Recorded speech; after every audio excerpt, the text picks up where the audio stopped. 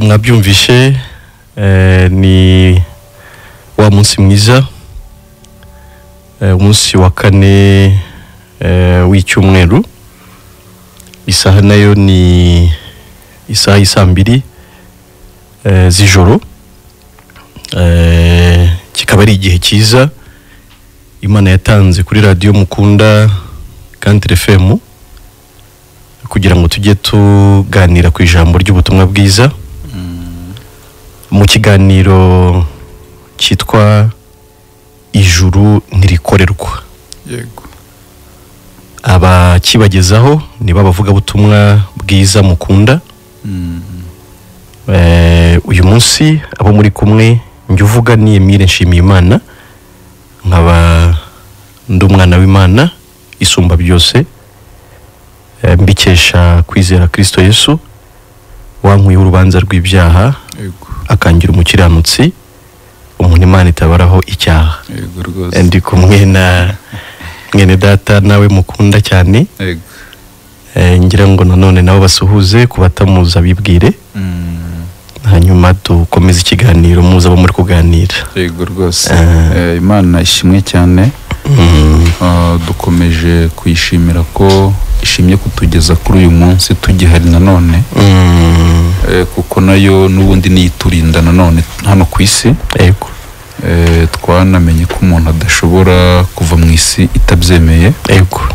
Rero n'ubundi kuba tugihari kugira ngo tuganire nawe mwese mutwumva n'ubundi n'uburinzi bwayo. Amen. Icyo ndacyo ntabwo twabura kukishimira nanone. Yego.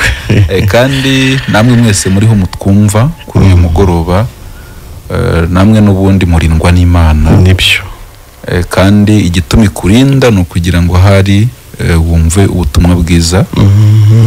Rero ngiye tugiye kubana turamenyeranye nko kumuvandimwe yarabivuze ku mazina nitwa Nahimana Patrice. Ariko nanjye narakijijwe, nanjye Imana yarampannye. Yego. Kuko yari kwisubiraho, yavuze ko igihano cy'umunyabyaha ari urupfu. Yarampannye gusangira amahirwe impanira muri Kristo Yesu. Yego. Inshyira muri we, nyiciramo igihano yagombaga kumpana kirangirira kuri Kristo. Yego rwose. Ibyo rero nanjye mbimenye, umutima wararuhutse. Ngomeza gushimira Imana ko itakimpannye. Ubu ndi mu isi nanjye ndi ntungane ku Mana.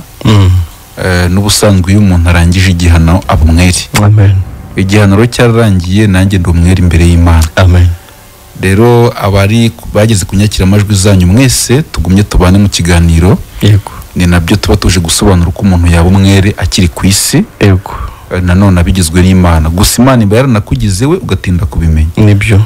Tuje rero kugira ngo nanone tugumye tubibasobanurire. Rero nsuhuje n'abantu bakijijwe, abantu babimenye. Yego. N'abantu bamenye imbabazi z'Imana bose.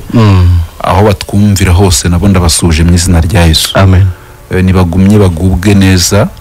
Nibagumye bashimira Imana ibyo yabakoreye. Nibyo. Yego. Imana ishimwe. Yadukoreye ibikomeye natwe turishimye. Yego. Kandi ibikomeye ni ibyo nyine. Nkuko n'abantu bakunda kuvuga ko bidashoboka. Yego. Ko umuntu yaba mu isi ari intungane. Ubwo Imana yabikoze koko. Yego. Ni ibikomeye kuko ni ibidashobokera abantu. Yego rwose. Bimwe nyine mujya muvuga ko bidashoboka. Yego. Yego. Imana yarabikoze. Yarabikoze rwose. Bya bintu bidashoboka. Yego. Kandi koko ibidashobokera abantu ku Mana birashoboka. Yego rwose. Ibyo byakunaniye ni ngombwa ko wemera ko Imana ari ibishoboye. Yego pe. Intungane ku muntu byaranze. Ariko Imana yatugize zo mu bushobozi n'ububasha bwayo. Amen. Kandi utari intungane tubibutse ko atazajya mu ijuru. Yego rwose. Nta yindi nzira ihari. Nta bundi buryo. Yego. Hari abajya babwira abantu ngo ariko ngo nyuma y'ubu buzima ngo harahantu ngo umuntu ngo yasukurirwa. Ntahabaho. Ntaho. Ibyo bya purigatori babwira aho umuntu asukurirwa ntahari. Yego. Ahubwo umuntu nyine yarahanwe muri Kristo. Yego. ibyo nibyo umuntu yemera akaba mu isi afite umunezero w'uko atagihanwe n'Imana. Yego pe. Naho rero ibyo gusukurirwa ahandi umuntu yapfuye ntahahari. Isukuriro ni Kristo. Yego. Yego. Niwe sukuriro ry'ukuri kandi nawe ntazadusukura. Ahubwo yarangije kudusukura. Yego rwose. None impamvu ubona rero udatunganye nuko wanze kwemera iryo sukuriro, nuko wanze kwemera iby'Imana yakoze muri Kristo Yesu. Yego. Hari umuntu ubutwumva akenshi tuvuze ko ari ko turi intungane. Yego. N'ubushize nyuma y'ikiganiro twaganiriye n'umuntu arambwira ati ndabumva tiyo mubivuga mukanavugaho ubutungane buva ndabumva atariko nabwo tingira ikibazo ko nyine ibyaha se ko bikiri mu isi ko bikigaragara ku bantu yewe nanjye ndamubwira ati ahubwo icyo nicyo kigomba gutuma wemera imbabazi z'Imana. Yego. Kuko ni n'umuntu w'umunyamasengesho. Nahise mubwira nturabona ko umaze igihe ushaka ko byakuvaho byishatsemo bikanga. Nicyo gihe kiza cyo kwemera ko wahaniwe muri Kristo. Kuko nabwo ntiwari guhanirwa ibidahari. Erega ku buryo ubibona ni nayo mpamvu nyine Imana yagomba kukwicira muri Kristo. Amen. Emera rero ko wahaniwe muri we kugira ngo urokoke urupfu rw'iteka. Amen. Amen. Nibyo kandi reka tuvuge ko ibi tuvuga si ibyacu ahubwo ni ijambo ry'Imana. Niyo mpamvu tugiye kwifashisha ibyanditswe byera kugira ngo ahari hataza kugira uvuga uti ibintu bari abantu bavuga babikurahe ni ibitekerezo byabo. Ntabwo ari ibitekerezo byacu. Reka tujye mu gitabo cy'umuhanuzi Yesaya. Cyane ko ibyo gucungura bari mu isi no kubabarirwa ibyaha no kugirwa intungane no guhabwa ubugingo n'ubundi wari umugambi w'Imana kuva kera yagiye rero ugaragaza iciye mu kanwa k'abahanuzi bayo bera. Igaragaza ko mu gihe kizaza Imana izacungura bari mu isi, ko mu gihe kizaza Imana izatabara abantu. Iyo umuntu avuga ngo naratabawe ngo Imana ngizantabara, Imana yaradutabaye muri Kristo Yesu. Ari n'umuntu muvugana ubutumwa bwiza yamara gutsindwa n'icyaha akakubwira ati basi Imana izatubabarira. Yarangije kutubabarira ubwo byemeze. Turasoma mu gitabo cy'umuhanuzi Yesaya igice cyaho cya 40 umurongo wa mbere ndetse n'umurongo wa kabiri. Nibishoboka turasoma no mu gice cya 42 naho imirongo nk'ine ibanza y'icyo gice. Reka mpere mu iki cya 40 ndasoma muri Bibiliya yera mwenda tenda urasoma mu kindi Kinyarwanda. Nimuhumurize abantu banjye mubahumurize niko Imana yanyu ivuga. Nicyo ngiki Imana iri kuvuga. Rwose nta kindi no kubwira abantu ngo muhumure. Wowe twumva ni Imana iri kubivuga. Ibi turi gusoma ntago ari ibyacu ahubwo ni ijambo ry'Imana.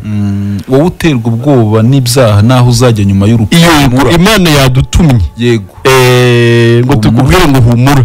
Rwose niko Imana yanyu ivuga. Rwose irakubwira ngo humura muvuge ibyururutsa imitima y'abi Yerusalemu Imana ishimwe cyane.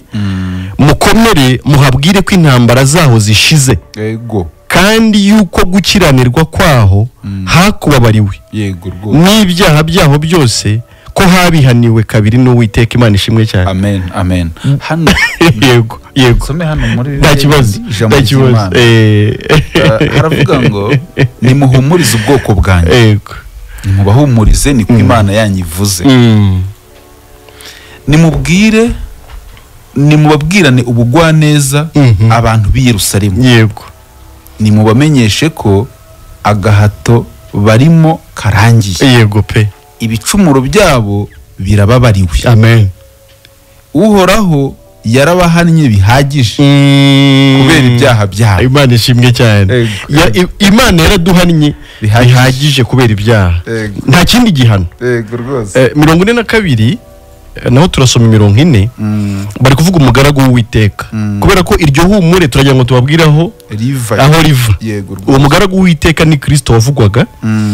Dore umugaragu wanjye ndamiye uwo natoranije umutima wanjye ukamwishimira. Mushyizeho umwuka wanjye azazanira abanyamahanga gukiranuka. Ntazatongana ntazasakuza kandi ntazumvikanisha ijwi rye mu nzira. Urubingo rusadutse ntazaruvuna kandi n'urumuri rucumba ntazaruzimya. ahubwo azazana gukiranuka by'ukuri. Ntazacogora, ntazakuka umutima kugeza aho azasohoreza gukiranuka mu isi.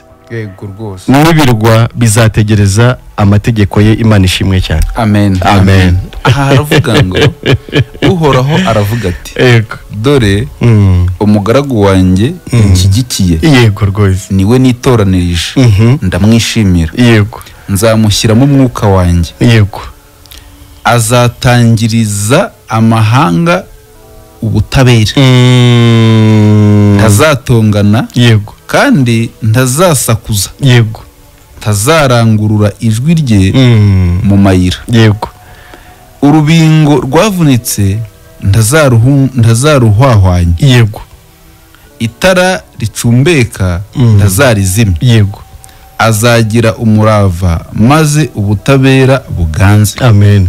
Ntazacika intege kandi ntazacogora ubutabera butaraganza ku isi. Amen. Abatuye kure bazagirira icyizere amabwiriza ye. Imana ishimwe cyane. Amen. Uyu rero uvugwa hano ni Kristo. Yego, niwe mugaragu w'Uwiteka, Uwiteka yatoranije. Yego rwose. Uwo niwe utaracogoye.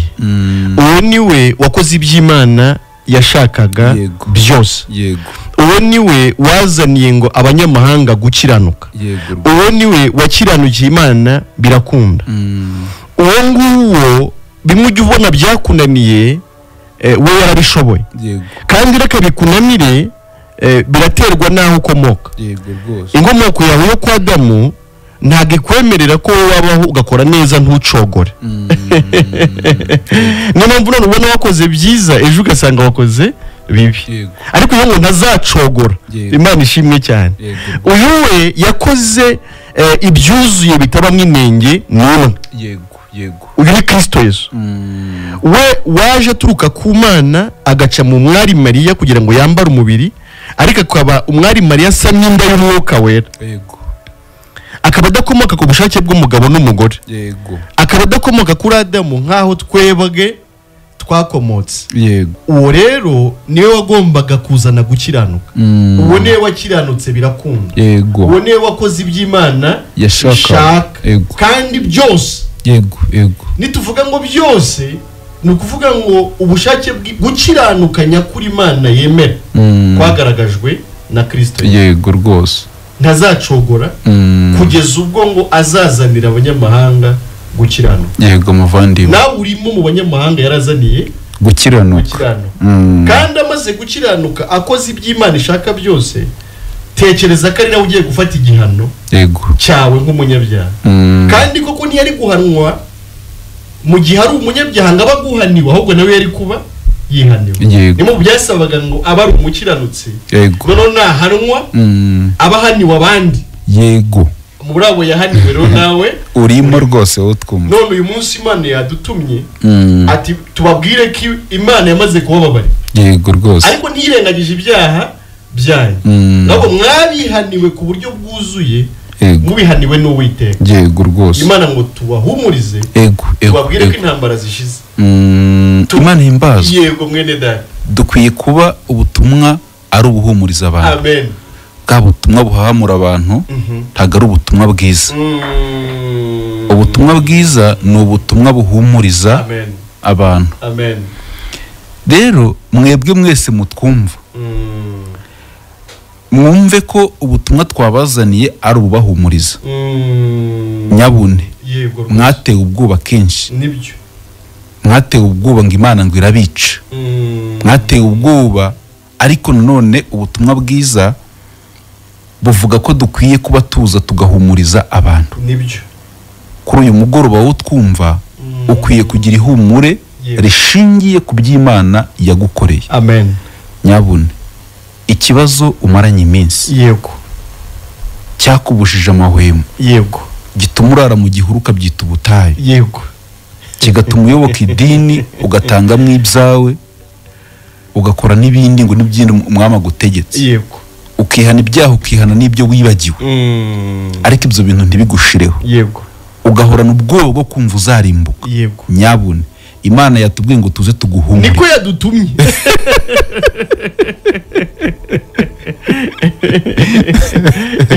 Ubundi cyo nicyo cyitwa inkuru nziza. Amen.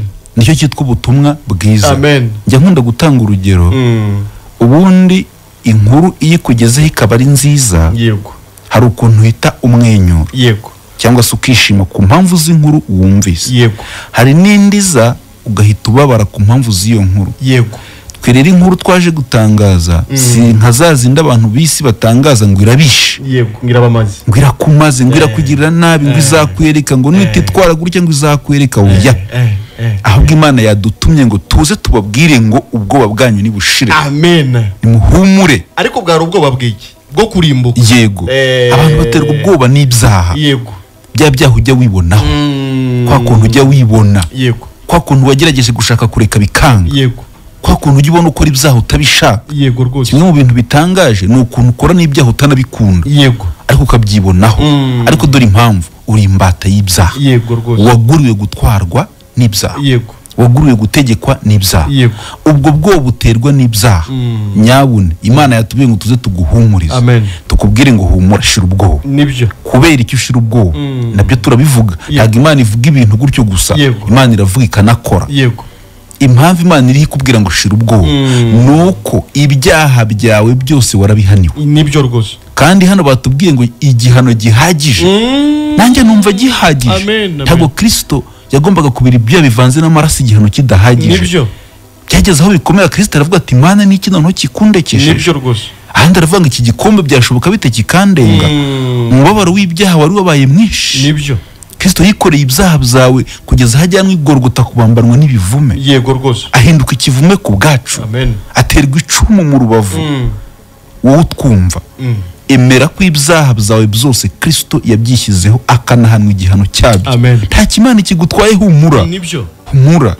Imana rero yakugize intungane ku bwa Kristo. Amen. Imana yaguhinduye uwera ku bwa Kristo. Uwera ni umuntu Imana itabaraho icyaha. Yego rwose. Tujye tubivuga mu magambo yumvikana. Yego rwose. Kukugira intungane, kukugira uwera, umukiranutse. Yego. Nuvuga ngo wakiranutse nayo. Yego.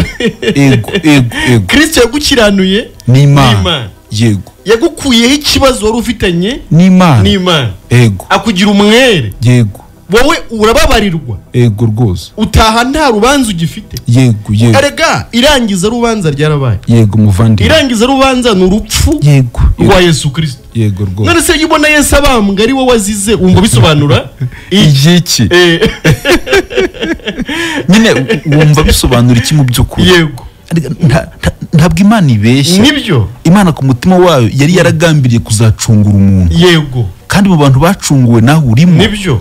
Wakemeye ko igihano kikugezaho ubutungane cyabaye kuri Kristo. Amen. Wakemeye ko wowe wahaniwe muri Kristo. Amen. Wakemeye ko igihano cyawe cyarangiye ubundi ukagira amahoro. Amen. Icyo gihe waba ucitse n'ibintu byinshi. Icyambere ushira ubwoba, ariko ubucitse n'abarya abantu bakubeshya. Nibyo. Abantu bahora bakubeshya ngo gerageza, ngo gira utya, ngo ahari ngo bizakunda, ngo ahari bizakuvaho. Yego. Igihano cy'ibyaha cyarabaye. Imana yishe Kristo kubera ibyaha by'abari mu isi. Amen. Emera ko mu bari mu isi bahanwe n'Imana muri Kristo nawe urimo. Umuririmbyi aravuga. Yego rwose. Mubo yacungu jayo maraso nzi yuko nanjye ndimo nzajya ndirimba urwo rukundo kugeza iteka ryose. Amen. Mana himbazwe cyane. Waretse nawe ukajya uririmba urwo rukundo kugeza iteka ryose. Amen. Reka nawe ujye uririmba urukundo rw'Imana. Ariko ubundi muvandimwe n'abantu bajya bavanga Imana n'urukundo babikuraho ubundi batemera ibi bintu. Suko wamenya gute ko Imana igukunda utemeye ko yaguhaniye muri Kristo? Wumva izakurimbura. Ese ubwo ni gute wambwira ngo iragukunda wumva izakwica? Mbega urukundo wa rwose ubwo rwaba ari rwo. ubwo nawe mbwira ni gute wavuga ngo Imana iragukunda ufite ubwoba bwo kurimbuka? Oya, nta rukundo rwaba rurimo. Nta rukundo rwaba rurimo. Ahubwo biravuga ngo kuko Imana yakunze abari mu isi cyane. Yego rwose. Byatumye itanga umwana we w'ikinege kugira ngo umwizera wese atarimbuka. Yego. Ahubwo ahabwe ubugingo buhoraho rwose. Urumva rero Imana yakunze abari mu isi, nawe urimo. Abantu batwumva umuririmbyi wa mbere mu ndirimbo z'agakiza. Yego. Ni indirimbo abantu benshi batazi ariko ndayikunda. Ibamwe igitero kivuga ngo urukundo ruhebuje ngo rutugeza mu ijuru. Yego rwose. Yego. Harimo iki gitero kivuga ngo urukundo ruhebuje ngo rurakubabarira. Amen. Rurakubabarira rukakugeza mu ijuru. Yego rwose. Ngo twakijijwe n'urukundo rwinshi rw'Imana. Amen. Ihoraho. Amen. Imana ishimwe cyane. Imana ishimwe cyane. Rero nyabone mwebwe mutwumva ni muhumure. Muhumure. Wewe wari ufite ubwoba bwo kumva Imana izaguhora ibyaha. Humura nyabone. Nibyo. Humura. Yego. Ibihembo by'ibyaha byarupfu kandi rwarabaye kuri Kristo. Ikintu nkundira Imana muvandimwe yanabivu uretse no mu isezerano rishya. Yego. Hari igihe abantu bagenda tubwira ngo ntidusomane isezerano rya kera. Uyu nguyu si Yesaya. Ni isezerano rya kera. Tugeze mu gice cya 53. Tubivuge. Tuvuga ukuntu Kristo yishyizeho intimba zawe. Uburyo yashenjaguriwe gukiranirwa kwawe rwose. Uburyo igihano kiguhesha amahoro cyari kuri we. Imana ihimbaza. Aho ni mu isezerano rya kera. Yego rwose. Urumva ko niba Yesaya yarabihanuye mbere yuko Kristo aza mu isi, nyabune mwumva ko ku mutima w'Imana uhereye kera harimo ko Imana izagucungura, harimo ko Imana izaza mu isi, Kristo akishyiraho ibyaha byawe akanabihanirwa. Amen. Ubundi ubutumwa bwiza ni ubukubwira ko Imana itakikwishenye. Ese Imana yaba ikigutwaye iki? Yarahannye Kristo mu mwanya wawe. Amen. Niyo ubundi ubwo nibwo butumwa bisi bari bakwiye kubwira. Nibyo. Abantu bagahumura, abantu bakagubwa neza, abantu bakajya bashimira Imana. Amen. Umuntu akaba ari amahoro yumva atazarimbuka. Hano bavuze ngo azazana gukiranuka by'ukuri. Yego, Imana ihimbaza. 42. Yesu yazanye iki? Gukiranuka by'ukuri. Kubera ko hari ukundi gukiranuka kutari ukuri abantu bagira. Ariko Kristo yazanye gukiranuka k'ukuri. Imana ishimwe. Amen. Ese warakwakiriye? Yego. Kuvuga ko wakiriye Kristo kandi akaba yari yakuzaniye gukiranuka. Uko gukiranuka uragufite.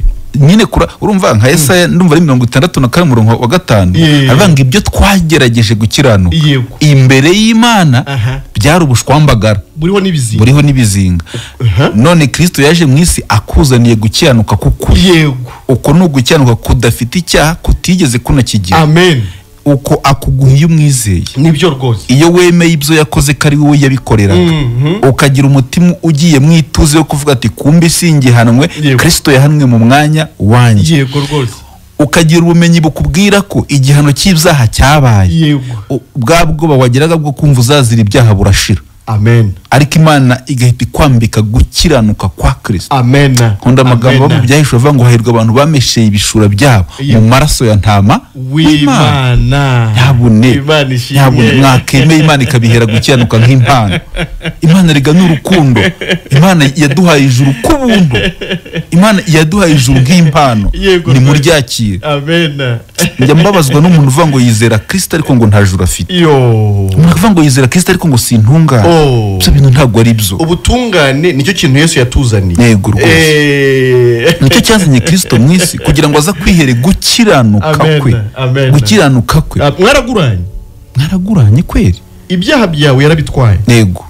Ariko amaze kubyishyiraho nk'ingaruka y'ubunyacyaha bwawe yagomba kujya mu rupfu rubi rw'abanyabyaha. Yego. Umuvandimwe wigeze bigarukaho ko yahindutse ikivume ku bwacu urupfu rw'ibivume. Yego. None se we yagusigiye iki?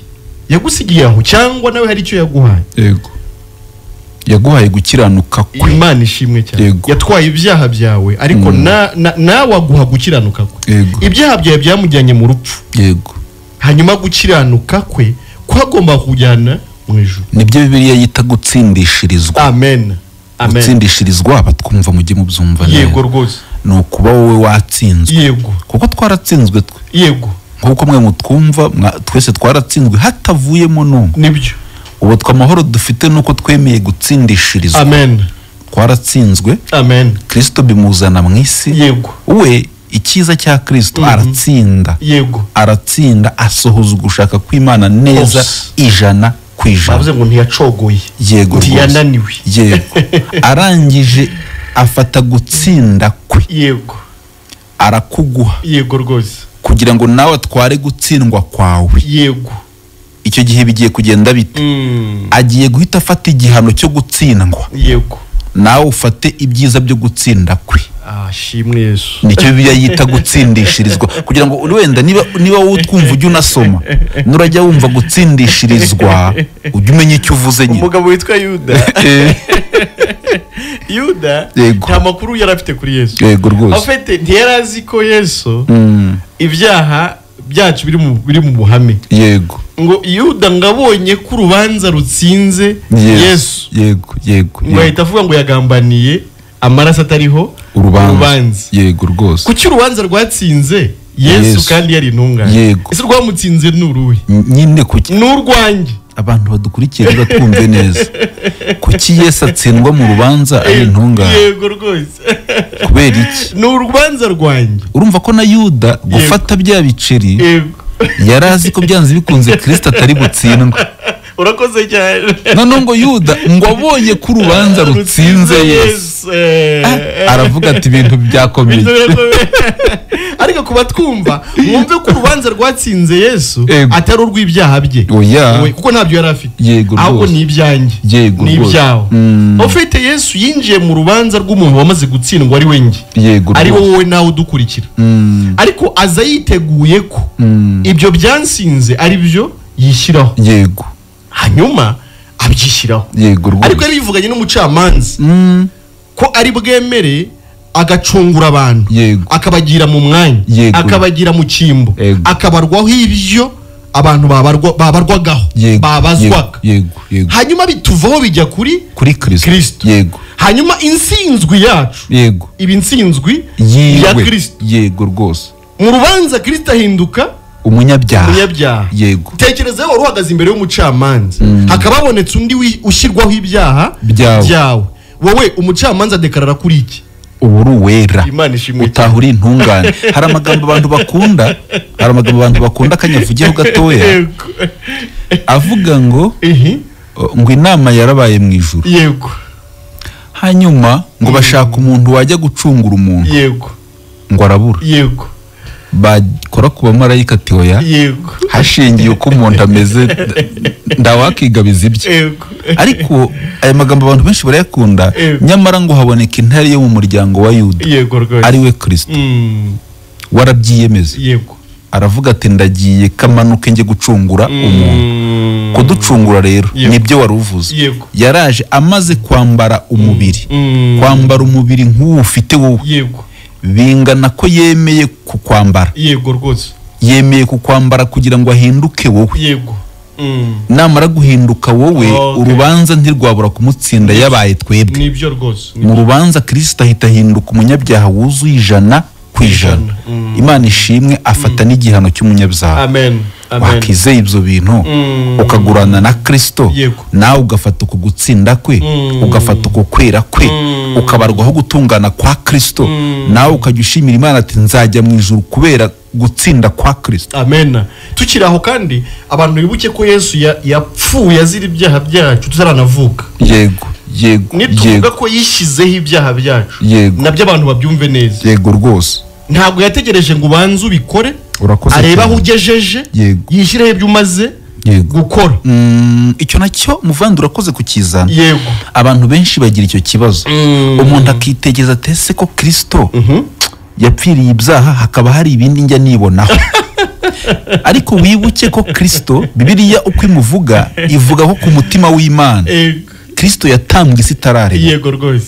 Uretse n'icyo gihe mu kinyejana yajemo aje kudupfira, wari utaravuka. Nibyo bishatse kuvuga ngo kubera ko Imana ari Alufa na Omega, yamenye kuzavuka ndetse ukamera gutyo umeze. Yego. Hanyuma Imana igutangira incungu utaraza. Amen. Ibyo rero ujya wibonaho nyine nibyo Kristo yishyizeho, nibyo yazize. Emera ko ibyo ujya ubona ari byo byamwishe. Bajya birimba ngo yazize ibyaha byanjye, yazize ibyaha byanjye, ntangazwa cyane n'imbabazi ze, yazize ibyaha byanjye. Ibyo byo bibonaho byo ni ibyanjye. Si ibyawe nyine, ni ibyawe, ni ibyo nyine, ariko ibyo nibyo Kristo yazize. Nta kindi bisaba, ni ukwemera ibyo bintu ukabyizeza umutima. Imana ikakwihera gukiranuka. Iyo Imana ihimbazwe ko ica n'urubanza rutabera. Yavuze ko imaze kubona Kristo apfuye ku musaraba. Yaravuze ngo ibyaha byawe n'ubugome bwawe ntabwo izongera kubyibuka. Babisome mu Baheburayo 10:17. Yego rwose. Niba Imana itazongera kwibuka ibyaha byawe, wowe kubyibuka no kubyibonaho no kubyibaraho no kutizera. Nibyo rwose. Yego. Ariko Imana yatubwiye ngo tuguhumurize, tukubwire ko yakubabariye, tukubwire rwose ko intambara zishize, tukubwire ko ibyaha byawe yabiguhaniye mu buryo buhagije. Yego. Ubwo yahanaga. Amen. Imana yahannye icyaha mu buryo buhagije. Humura rwose. Bamahoro. Kubwa neza ahubwo ririmba urukundo rw'Imana.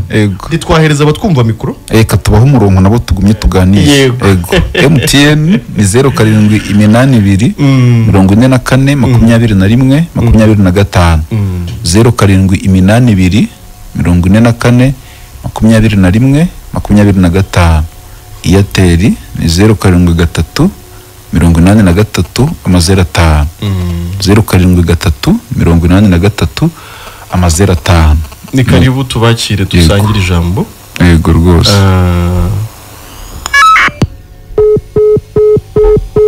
Bahise agenda. Akomeza agerageze. Twakwakiriye. Allo Country FM. Yes, twakwakiriye. Muravugana na Rukundo.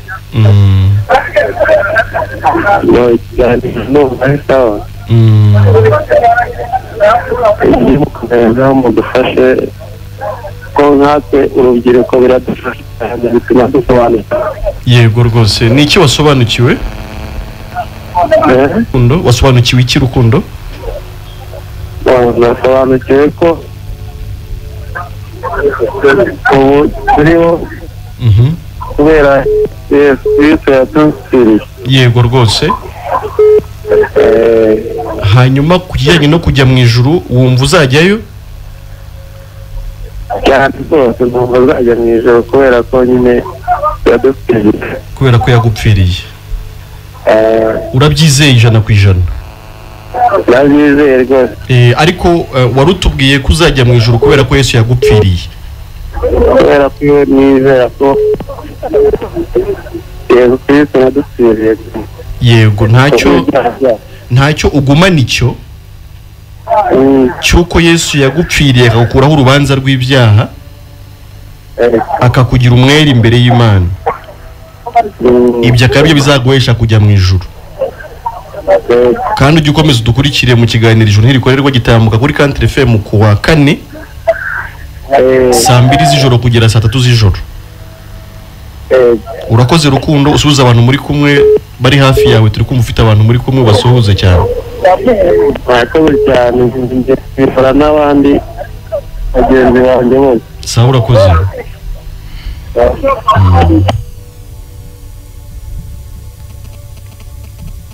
Niba duhamagare dusangire ikiganiro, ndabona yaje. Hello. Oui, urinde uherereye he? Byiringiro David. Yego David, uriho ubu tuvugana? Mu karere ka Rusizi mu murenge wa Mururu. Yego David, imururu turakumva neza. Turakumva neza David, wadukurikiye mu kiganiro? Yego, ikiganiro ndagikurikiye. Yego rwose, ni ibiki byagushimishije? Byanshimishije rwose. No kuvuga ngo nanjye kugeza kana kanya nakiriye agakiza. Yego. Bifoje ko nanjye nava mu byangayiro. Ako gakiza wakakiriye gute? Agakiza wakakiriye gute? Agakiza? Wakakiriye gute? Hello? David, ndumva nbanza ikibazo cya rezo.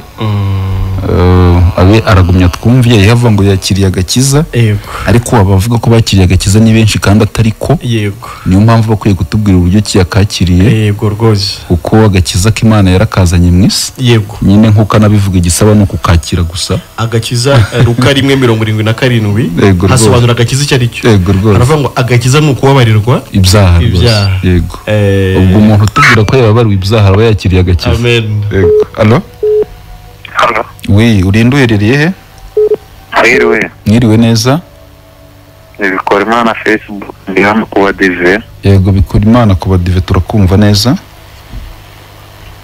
kabisa mama tugejeje ikiganiro cyiza dufasha cyane yego ni sawa wagishimye ni wacyumvise ute ni biki wumvishemo byagufashije byamfashije muri byinshi cyane sinabirondora mbirangize kuko nta kintu kibimo wamwavuzemo ikiri nyamukuru rero twavuze ko Imana yafashe ibyaha byawe byose n'ubugome bwawe ibishyira kuri Kristo Yesu irangije inamuhana igihano wagombaga kuzahanwa weho tuvuga ko ibyo iyo byumvise ukabyizeza umutima bwabwo bwakubwiraga kuzarimbuka buva mu mutima wawe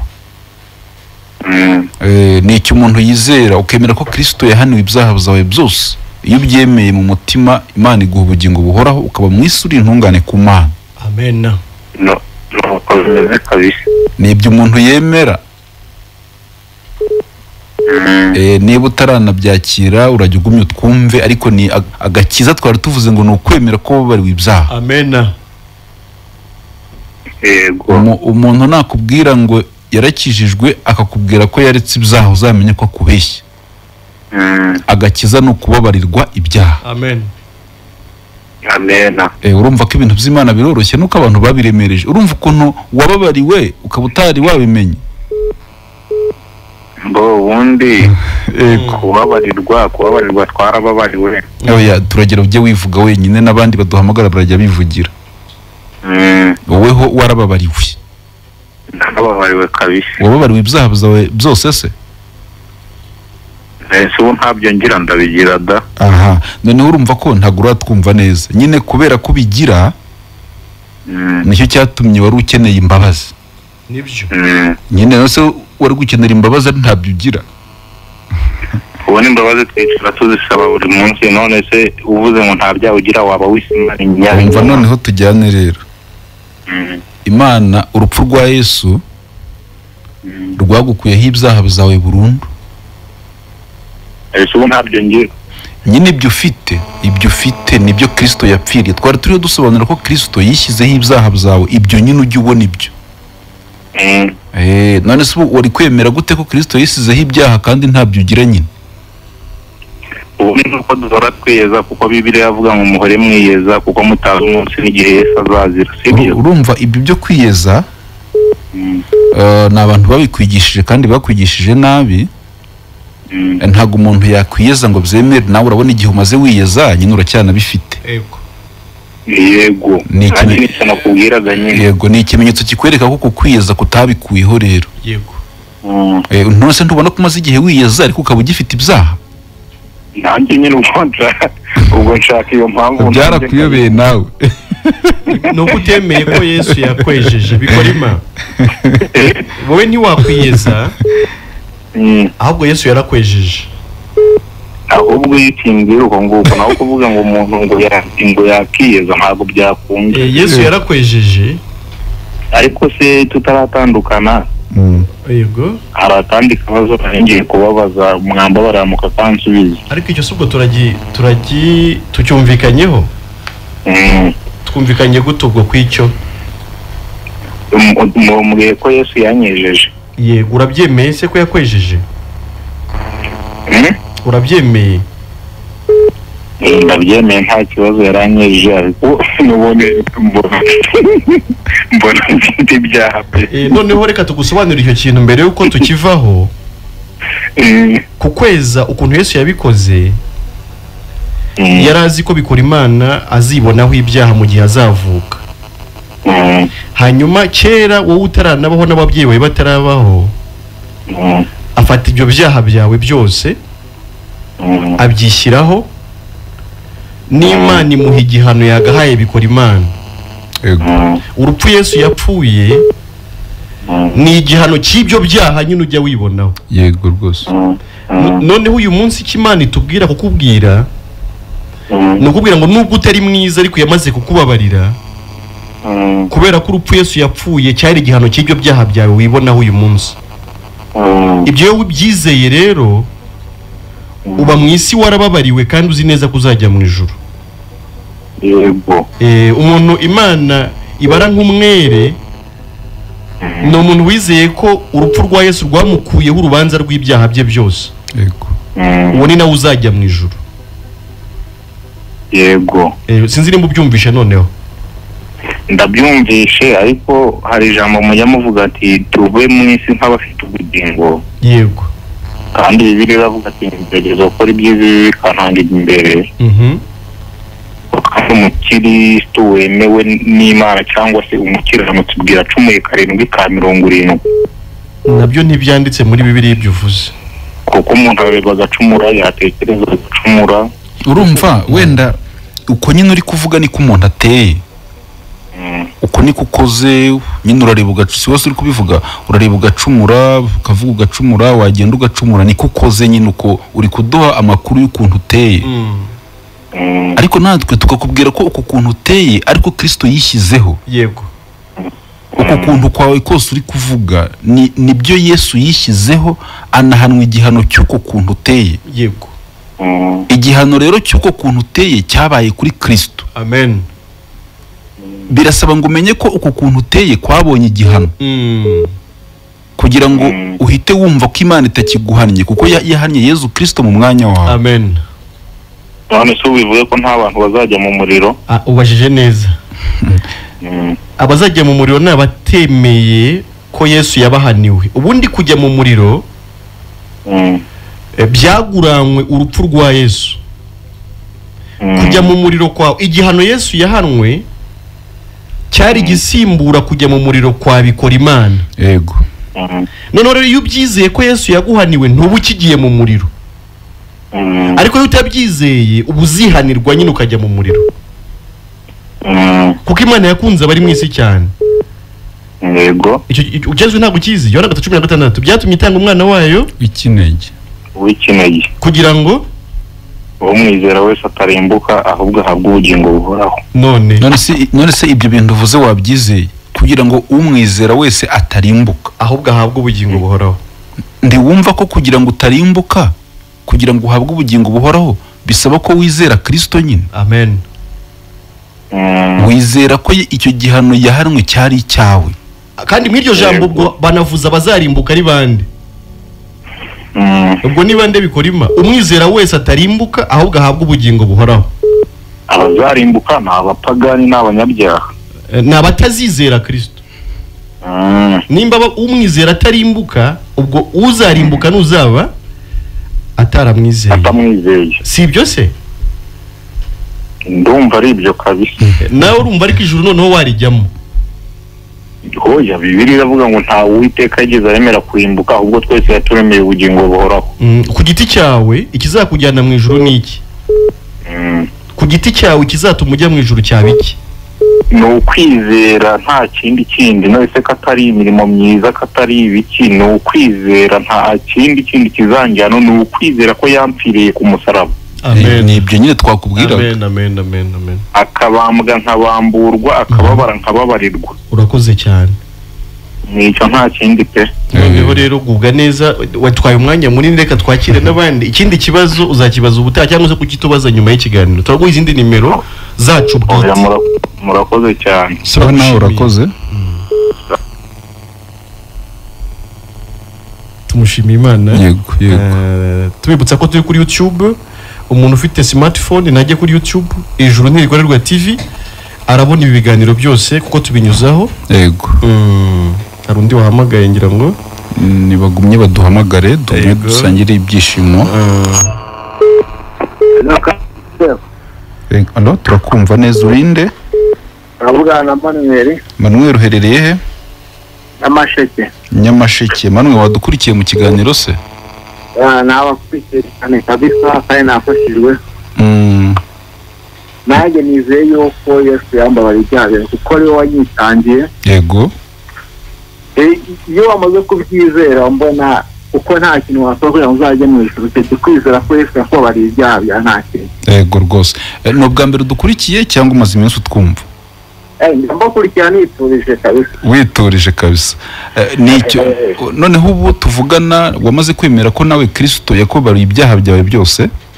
Ndabyemera 100% kuko nta hakora cyatuma ngo wajya kubyizera gusa kandi kwizera na Yesu.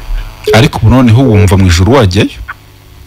Yewe ndabyizera kabisa. Kubera iki rero kuki wumva wajya mu ijuru? Impamvu mbyizera nuko nkuko ngo kwiyeza numva nabyo ni byiza, ariko ntago wakeza na kwizera Yesu Kristo ko yakubambiwe ukakora. Urumva rero kwiyeza byo tuba dusobanura ko bidashoboka ku muntu, ni n'ikinyarwanda kitumvikana. Ubundi se wakiyeza wanduye gute? Ntago umuntu wanduye yiyeza, ahubwo yezwa n'undi kabisa. Rero ahubwo Kristo Yesu niwe waguhaye kwera kwe. Amen. Kristo Yesu yaguhaye kwera kwe. Nuzajya uvuga ngo wamuhaye ibyaha buzaba buzishyiraho, naho ujye uhamya ko yaguhaye kwera kwiwe. Amen. Na kabisa ndabyizeye. Ibyo ni byo umuntu yemera mu mutima, akaba mu isi nta bwoba kigira. Na kabisa. Ukaba ubanye n'Imana amahoro, wumva mu ijuru harabaye iwanyu. Amen. Yego. Ukaba warejejwe noneho. Yego. Wogejwe na Yesu, watunganijwe n'amaraso, harubwo yakuhagije amaraso, mbese imyambaro yawe irera. Sawa, urakoze ujye umukurikira ikiganiro. Yego. Yesu niwe watwogesheje amaraso ye, kandi amaraso nta kidendezi cy'amaraso gihari. Oya, yamenetse rimwe, tubabarirwa rimwe, ngo biberagije iteka ryose. Yego rwose. Yego. Katwakira uyu muntu. Allo. Oui. Nitwa Idirisa hano mu murenge wa Nyakarenzo, aho bita mu Kizika. Idirisa muri Nyakarenzo, turakumva neza cyane. Nishimiye ikiganiro murimo. Yego. Kandi nanjye nejero rwose nizera ko Yesu Kristo yatubambiye ku musaraba kugira ngo ibyaha byacu bashobore. Idirisa, no bwa mbere twumvise? No bwa mbere. No bwa mbere ufunguye iyi radio? Oya, ntabwo bwa mbere ufishe Country FM, ahubwo njye no bwa mbere nembamagaye. Okay, no bwa mbere wumvishe iki kiganiro? Yego. Yego rwose. None ubwo ari ubwa mbere wacyumvise, uratubwira ibyo wumvise muri iki kiganiro? Njye namaze kumva ko Yesu Kristo yatwitangiye akabanwa ku musaraba. Yego. Kugira ibyaha byose twakoze bibashe kubabarirwa. Yego rwose. Yego. Nanjye nzizeramo rwose ko Yesu Kristo yatubambiye kugira ngo tubashe kuba twabarirwa ibyaha byacu byose. Noneho ubu wumvise ibyaha byawe byose byarababariwe? Njye ibyaha byanjye byose byarababariwe bitewe n'uko Yesu yatubambiye, suko wenda tudakora ibindi bigiye biciriritse cyangwa wenda ubundi tudakora ibyaha. Yego. Gusa twebwe twizera ko Yesu Kristo yatubambiye ku musaraba kugira ngo ibyaha byacu byose bibashe gutabwa cyangwa guhambwa. Yego, yego. Amen. Noneho ubu tuvugana rero, ukimara kumva ibyo, Imana nta cyaha ikubaraho? Imana? Nta cyaha Imana ikikubaraho? Icyaha wenda Imana ashaka kumbara icyaha giti njyewe. Njyewe nizera Imana, kandi ikintu cya mbere ni ukwizera. Kwako byose biva mu kwizera. Iyo wizeye birashoboka cyane. Noneho wenda ni nabo bwa mbere twumvise mu kiganiro, ariko nk'uko wari uriho ubivuga, yego, ibyaha byawe byose Kristo Yesu yabyishyizeho aranabihanirwa. Yego. Ibyo bintu nibyo wemera mu mutima, ukaba mu isi uzi neza ko Imana itakikubaraho ibyaha, kuko yabibaze kuri Yesu yaranabimuhanira. Amen. Yego. Yego. Nuzongera kwibaraho ibyaha bizaba bitewe no kutizera. Nibyo. Nani navuze ngo byose biva mu kwizera. Yo wizera, wizera ko Imana batizera ko Yesu Kristo yatubambiye ku musaraba. Navuze ngo ibyaha byacu kugira ngo bitabwe bisibanganwe. Yego. kwizera niyo nzira y'ukuri n'ubugingo. Yego. Yizera Imana buri kimwe cyose kigenda neza. Uretse kugira ngo bigende neza turakubaza niba uzajya mu ijuru kubera ibyo wizera. Jewe ikizambera inzira ubwo nzizera ko umwami Yesu yakoze buri kimwe cyose kugira ngo twebwe tubabarirwe. Wowe apana abandi wivuga abandi kugira ngo ngiye babarirwe. Ubu wamaze kubabarirwa. Yego ngiye nizera ko Yesu Kristo yatubambiye ku musaraba byacu byose kugira ngo babarirwe. Nizera muri njyewe. Sawa urakoze reka twakire n'abandi gira ijoro ryiza. Sawa urajya uguma ukurikira ikiganiro. Sawa namwe. Yego. Komeza kurikire. Aracyafite ibyishimo ngo yamenye ko ibyaha yababariwe nabyizeza umutima arahita yishima ndabizi. Allo? Oui turakumva urinde uherereye he? Ni wongera ijwi tukumve neza. Kuvuga ngo Cynthia w'inyamasheke ariko ubumerereye Kamembe. Yego rwose Cynthia turakumva uri Kamembe wakurikiye ikiganiro. Yego. Yego tubwire rero ibyo wumvise birakakunezeza mu kiganiro. Njyewe ukuntu mbibona ndabyemera ko Yesu yaradutwigishije. Icyo gituma tunamwizera ni nk'uko iyo usabye ikintu wizeye Imana nk'uko kwizera kwawe ugihabwa. None niba nyine watwumvise neza twe twavugaga ko nyine Kristo Yezu kuza mu isi akambara umubiri akishyiraho ibyaha byawe akanapfa Imana yari ivuga ngo tuguhumurize tukubwira ko nta byaha ikikubaraho. Nawe ni kubyemera se? Yego ndabyemera cyane. Ubu rero wemera ko Imana yakubabariye ibyaha byawe byose? Yego ndabyemera. None ubwo waba uri intungane rero? Waba uri intungane ku Mana? Nta muntu wari intungane ariko mu kwizera cyose Imana iyo wizeye ko yakubabarira kubabarira utaranasaba imbabazi. Yego urumva Imana yo yakubabariye ibyaha byawe byose. Ntiwemera ko Yesu yishyizeho ibyaha byawe byose se? Ngenda byemera. Wabyemera. None urumva ko ibyaha byawe byose Kristo yabyishyizeho aranabihanirwa. Uzi ikintu Imana igusaba? Ni ukwemera ibyo bintu ukaba mu isi Imana itakikubaraho ibyaha. Ibyo bintu iyo umuntu abyizeye uba mu isi Imana itakikubaraho ibyaha. None se Cynthia niba ibyaha byawe Yesu yarabizize byose akaba yarabizize ibyaha byawe byose unyumve neza niba ibyaha byawe byose nimvuga ngo byose hatavuyemo na kimwe niba ari byo Yesu yazize wewe wasigaye ugaragara uti imbere y'Imana. Icyo ni ikibazo gikomeye cyane. Wari ufite ibyaha Yesu akaba ari byo yazize byose. Kuri ubu bw'Imana ikureba ikubona nk'iki nk'umunyabyaha nanone? Oya imbona n'intungane. Urakoze cyane. Naho nyine tindaho. Araho ngera ngashidikanya. Oya ntuzongere gushidikanya. Nyine uko gushidikanya niko kutizera. Yego. Ikintu gituma nshidikanya. Yego. Nuko urebye akenshi dukunda kubona amashusho iyo kimwe ngari Yesu.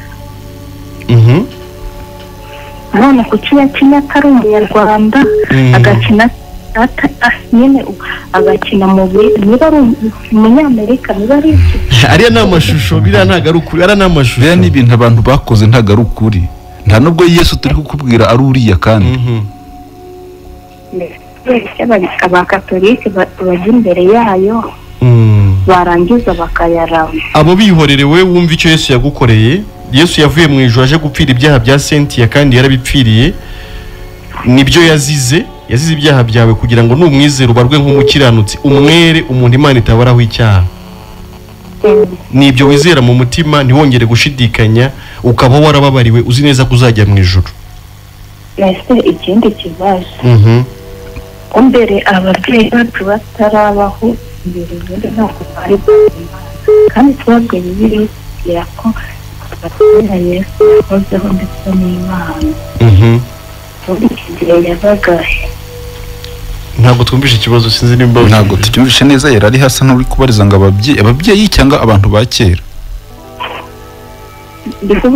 mbere tutarabaho n'ababyeyi bacu batarabaho bo bari bafite ibindi bintu basenga okay imana kuki basengaga imana kandi yari yarahozeho yabagaye oya n'ubundi aba turi kuvuga ba Yesaya babayeho mu myaka myinshi cyane mbere yuko Yesu aza mu isi kandi bamwizeraga atari yanaza bakamwizera nk'uzaza akabacungura na kera rero ni kimwe n'uyu munsi abantu benshi nubwo ubona basenga ariko ntibizera Yesu yego rwose n'ubundi abantu bafite ibintu byinshi basenga bitari Imana yego ariko abenshi twemera kibaho kandi turanabizi ariko ibyo ntibyagukiza ahubwo icyo wizera nuko mu rukundo rwawe yatanze Yesu kugira ngo apfire ibyaha byawe usigarure intungane imbere y'Imana urakoze turaza guha nimero duhamagaraho nyuma y'ikiganiro reka tusoze ikiganiro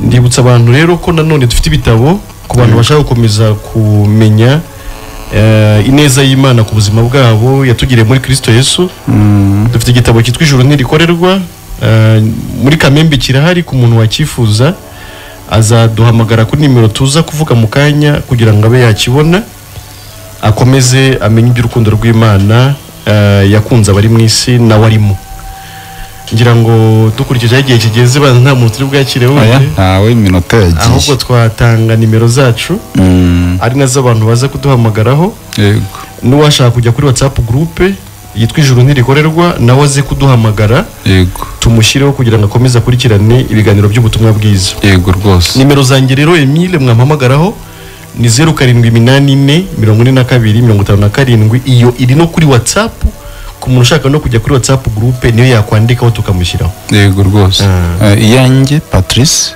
ni 0783 167 163 Tigo 0722 167 163 nakoze mwese bo twabanye mu kiganiro naho butaha mugumye mugubwe neza amahoro y'Imana abane n'abera bose n'iteka ryose amen amen